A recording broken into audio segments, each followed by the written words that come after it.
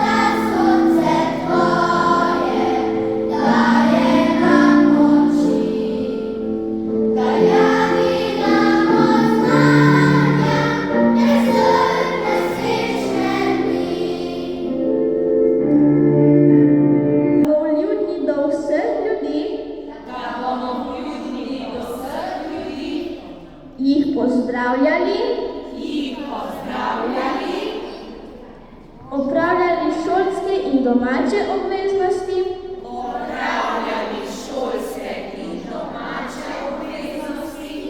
radi priskočili na pomoč, znali poslušati, upoštevati hišni red šole,